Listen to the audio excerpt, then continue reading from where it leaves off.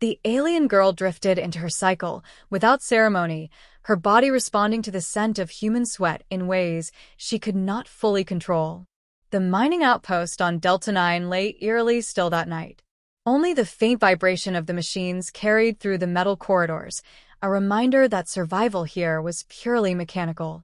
Jacob, the station's technician, had been buried for 6 hours beneath the decks repairing the coolant lines. His shirt clung damply to his chest, streaks of grease darkening his arms. He climbed the last ladder and exhaled sharply. Finally, he muttered, tugging at his collar to fan himself. He didn't notice the watchful eyes fixed on him. From the dim corridor, Lyra stood hidden. She was not human. Her silver-blue skin caught what little light there was, glimmering faintly, and her luminous eyes glowed softly. She belonged to the Zane, a species whose instincts sat closer to the surface than reason, and Jacob's scent was driving hers wild.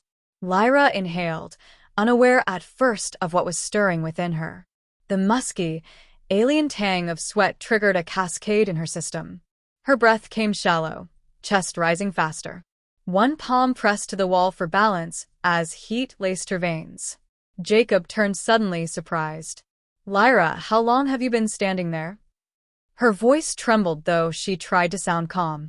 "Long enough to see you nearly collapse. Humans are tireless." He chuckled, wiping his brow.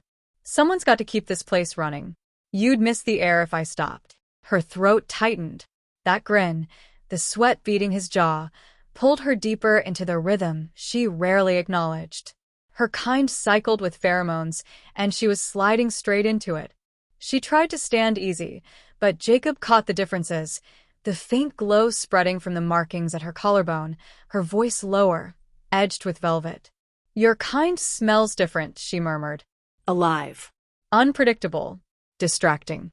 Jacob raised an eyebrow. "Didn't know sweat counted as a compliment on your world." His laugh faded as he caught the dilation of her pupils, the intensity locking on him. Lyra stepped closer, her movement fluid, almost predatory. "You don't understand. To us, scent is everything." She paused, her breath grazing his skin as she leaned in, testing him. "And yours is impossible to ignore." Jacob's heart pounded. Lyra wasn't just a coworker, she was alien, unfathomable. Yet as she drew nearer, she was magnetic. He lifted a hand instinctively, half to ward her off, half to steady himself, and his fingers brushed her arm. Her body jolted, markings flaring brighter. She gasped softly, eyes closing. "Lyra, what's happening?" he asked, voice low. She swallowed, honesty cracking through her tone. "I am changing. My body answers when I breathe your scent. It calls instincts I cannot silence."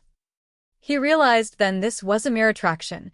It was biology dragging her toward vulnerability, a cycle she couldn't resist. And somehow it was all because of him.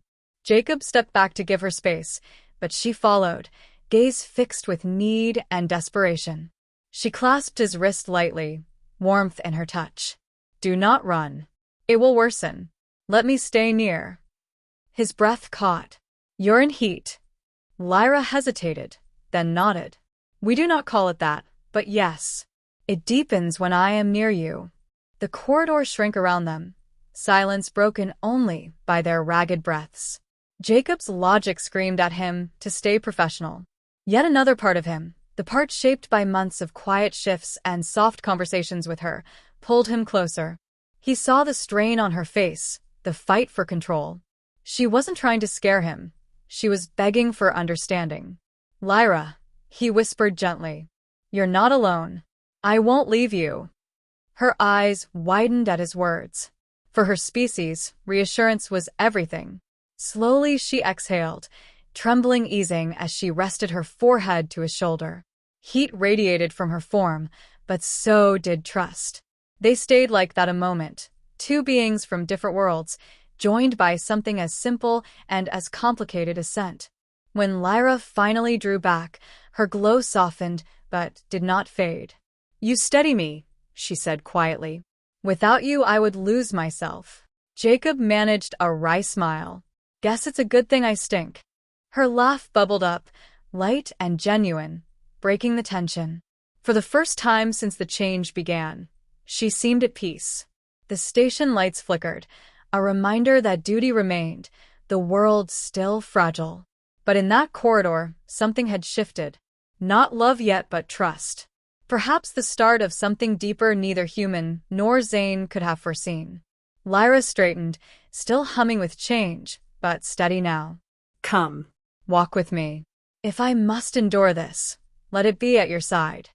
Jacob nodded, falling in beside her. He knew there would be challenges, cultural gaps, biology beyond him, instincts waiting to flare. But in her eyes, glowing faintly as they moved, he saw a connection worth the risk. Lyra's steps were measured, though her body thrummed with a rhythm she couldn't quiet. The station's artificial hum seemed to fade, the walls granting them privacy. Jacob glanced at her, noting the pulse of her glow. "Are you sure you're okay?" he asked softly. Lyra tilted her head, expression unreadable but eyes warm. "I am not okay," she said.